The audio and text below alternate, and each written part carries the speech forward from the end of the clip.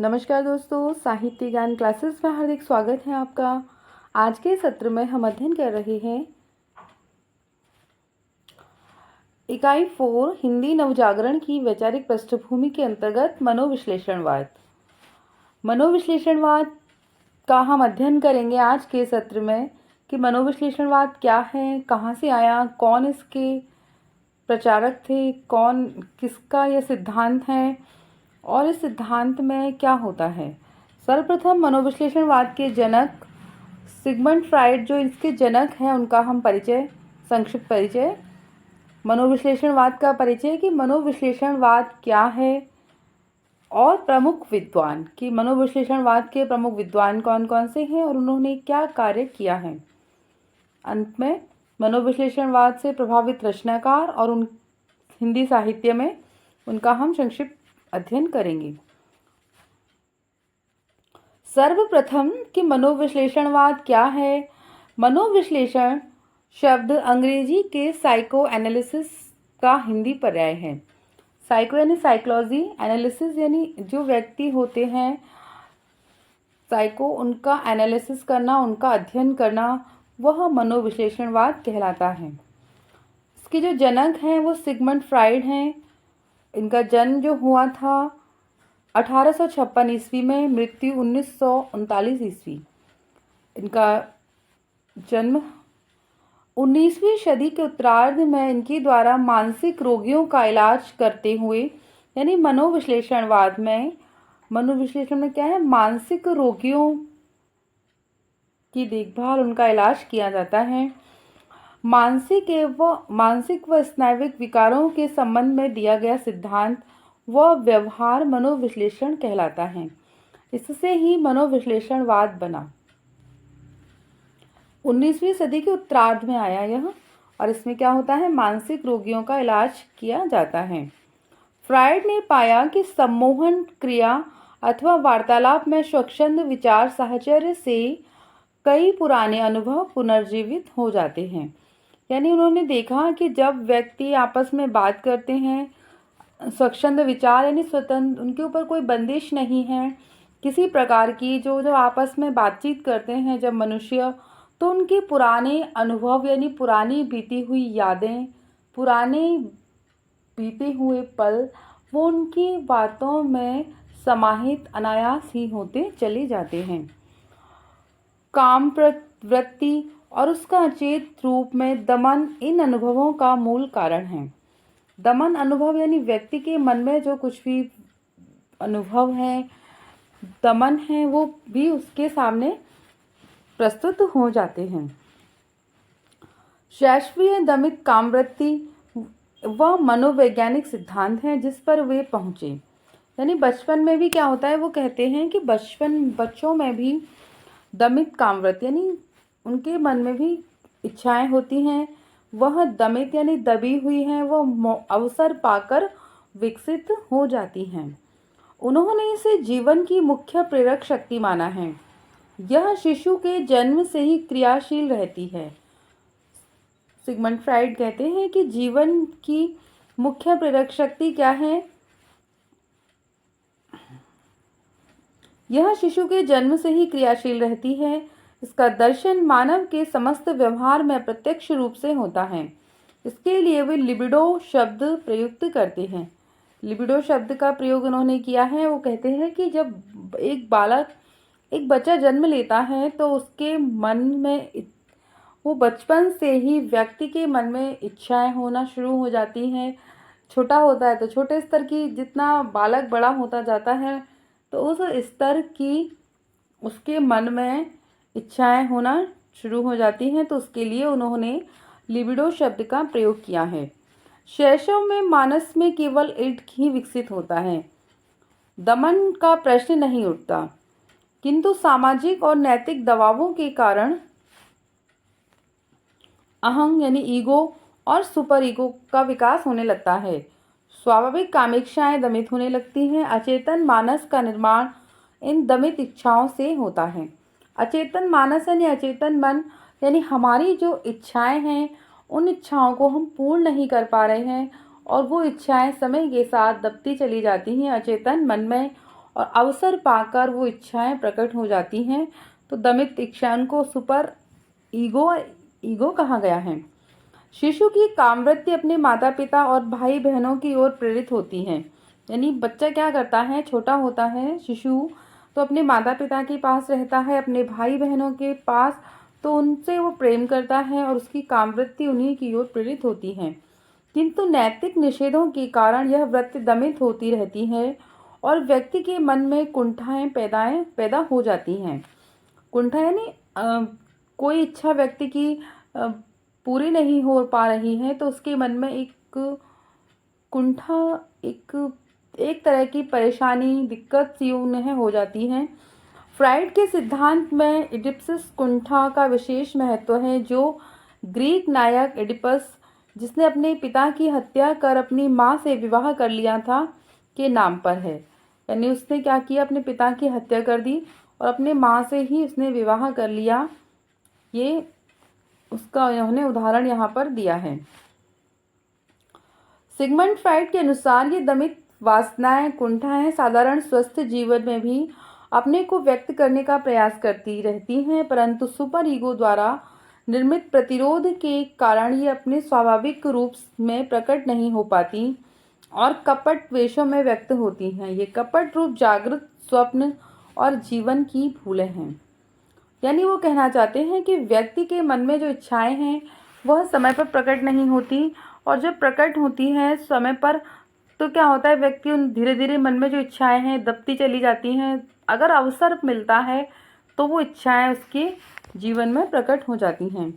अधिक प्रबल होने पर कई मानसिक स्नायुविक रोग हो जाते हैं।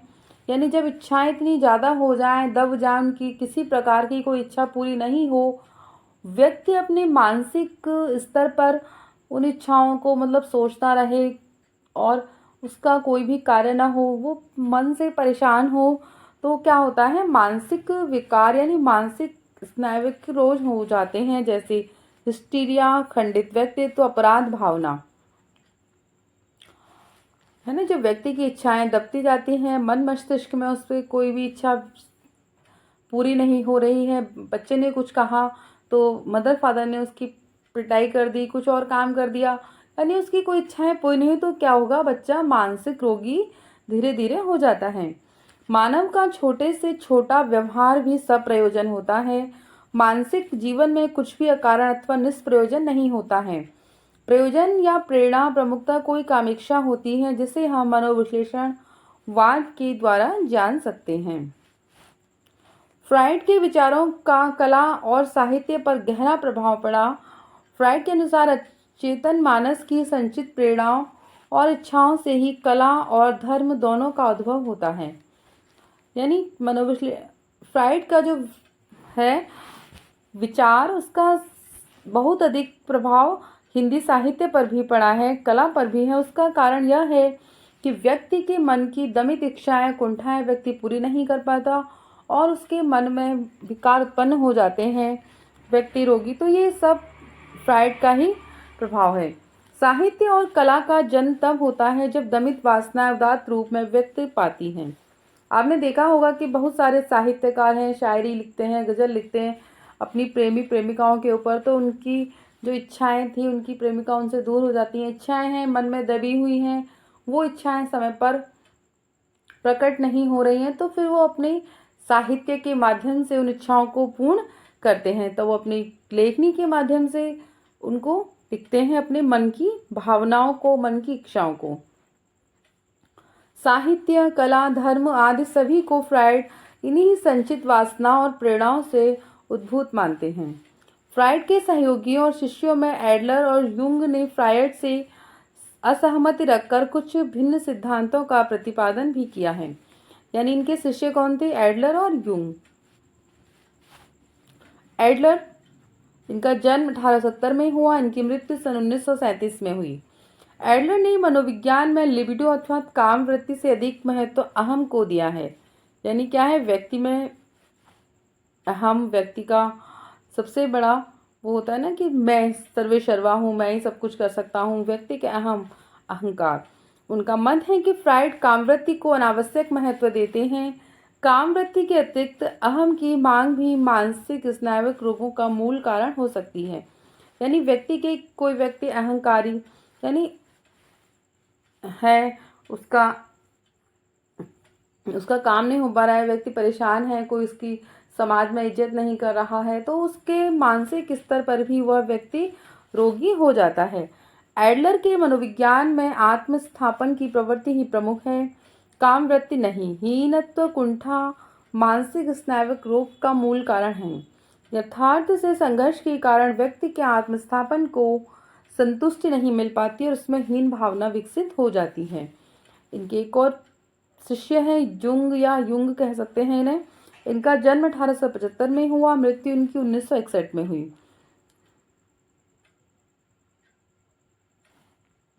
वह भी फ्राइड के इस मत से असहमत थे कि जीवन की प्रमुख प्रेरक शक्ति कामवृत्ति है। यानी उन्होंने सेक्स और कामवृत्ति को माना है फ्राइड ने, पर ये इसको नहीं मानते। उन्होंने लिबिडो शब्द का अधिक विस्तृत अर्थ लिया, जिसमें फ्राइड की कामवृत्ति और एडलर की आत्मस्थापन प्रवृत्ति दोनों ही समन्वित हैं। वह उसे जीवन की वह प्रारंभिक और सामान्य प्रेरक शक्ति मानते हैं जो मानव के सभी व्यवहारों में व्यवहृत होती है। जुंग का कहना है कि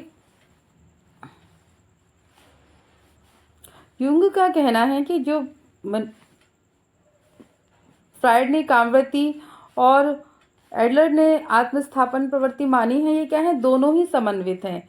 यानी दोनों ही क्या है, मिला जुला रूप है दोनों का, और ये जीवन में सामान्य है, सभी के लिए आवश्यक तत्व हैं और मानव के व्यवहार में भी यह व्यक्त होती हैं, देखी जा सकती हैं। व्यक्ति को और इनकी इच्छाओं की पूर्ति नहीं हो तो भी व्यक्ति मानसिक रोगी हो जाता है।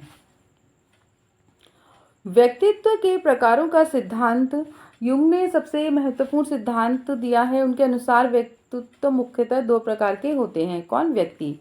एक तो वे जिनका ध्यान और शक्ति अपने पर ही केंद्रित रहती है।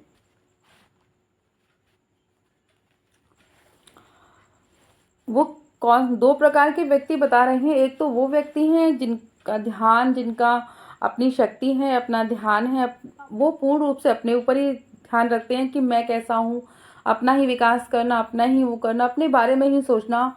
और दूसरे वे उस प्रकार के हैं जिनकी शक्ति सामाजिक भौतिक वातावरण की ओर प्रकट होती है। दूसरे हमेशा दूसरों की ओर देखते हैं, समाज को देखते हैं, वातावरण देखते हैं कि क्या है ना। तो दो प्रकार के व्यक्ति हैं समाज में, एक तो अपने ऊपर ध्यान देने वाले, दूसरा दूसरों के ऊपर ध्यान देने वाले। पहले प्रकार के व्यक्ति अंतर्मुखी तथा दूसरे प्रकार के व्यक्ति बहिर्मुखी होते हैं। जहाँ विचारों और भावनाओं में केंद्रित होने के कारण अंतर्मुखी व्यक्ति अधिक भावुक, कल्पनाशील, एकांत प्रिय और अव्यावहारिक होते हैं, वहीं बहिर्मुखी व्यक्ति व्यवहार कुशल, समाज प्रिय और क्रियाशील अधिक होते हैं। उनका कहना है कि एक अंतर्मुखी व्यक्तित्व यानी क्या है, व्यक्ति को दुनिया से कोई मतलब नहीं है, समाज से कोई मतलब नहीं, सिर्फ अपने बारे में सोचना और अपने में ही मस्त रहना। तो वो ज़्यादा समाज में एक दूसरे से तालमेल स्थापित नहीं कर सकते, उनका सोशल नेटवर्क भी बहुत कम होता है। तो वो कहना चाह रहे हैं, और ये बहुत ही इमोशनल हो जाते हैं, बहुत जल्दी एकांत और अव्यवहारिक भी होते हैं। अगर उन्हें किसी का व्यवहार पसंद नहीं आ रहा तो झगड़ालू प्रवृत्ति भी इनकी हो जाती है। वहीं बहिर्मुखी व्यक्तित्व यानी सभी के साथ सामंजस्य स्थापित करके चलना, समाज में, परिवार में और आपस में व्यवहार कुशल व्यक्ति। सब 2-4 लोगों से मिल रहा है तो वो सबका व्यवहार देखकर वो व्यवहार कुशल भी हो जाते हैं। समाज प्रिय, समाज के साथ जुड़े हुए हैं, समाज क्रियाशील भी होते हैं क्योंकि उनका नेटवर्क ज़्यादा होगा तो उन्हें काम भी अधिक करना होगा। मनोविश्लेषणवाद का प्रभाव। मनोविश्लेषण का सिद्धांत 20वीं सदी का एक अत्यंत महत्वपूर्ण सिद्धांत है जिसने साहित्य और कला की दुनिया पर भी व्यापक प्रभाव डाला। कला के क्षेत्र में दादावाद 1916 ईस्वी जैसे अति यथार्थवाद जैसे आंदोलनों को मनोविश्लेषणवाद से प्रेरणा मिली है। नैतिकता और उसके प्रतिमानों पर एक नई समझ विकसित हुई और स्वच्छंद विचारों की एक नई पीढ़ी के निर्माण का मार्ग प्रशस्त हुआ। स्वच्छंद विचार यानी व्यक्ति अपनी इच्छाओं को, अपनी स्वतंत्र विचारों को दूसरे के सामने प्रकट करने में स्वच्छंद है। अंग्रेजी साहित्य में D.H. Lawrence and James Joyce इसके प्रमुख लेखक हैं। आलोचनात्मक प्रयोग के स्तर पर जेम्स द्वारा शेक्सपियर के हैमलेट की साहित्य में प्रथम मनोविश्लेषणात्मक आलोचना हुई। यह साहित्य में प्रथम मनोविश्लेषणात्मक आलोचना थी। हिंदी साहित्य में इलाचंद्र जोशी, जैनेन्द्र अज्ञेय आदि की साहित्य पर इस सिद्धांत का प्रभाव दृष्टिगोचर होता है कि इन्होंने मनोविश्लेषणवाद के सिद्धांत पर अपनी रचनाएं लिखी हैं और ये मनोविश्लेषणवादी साहित्यकार हैं। तो आज के सत्र में इतना ही। आगे के सत्रों में जुड़े रहिए। अगर वीडियो अच्छी लगी है तो लाइक कीजिए, चैनल को सब्सक्राइब कीजिए, शेयर कीजिए और कमेंट्स कीजिए। आगे के सत्रों में जुड़े रहिए। धन्यवाद।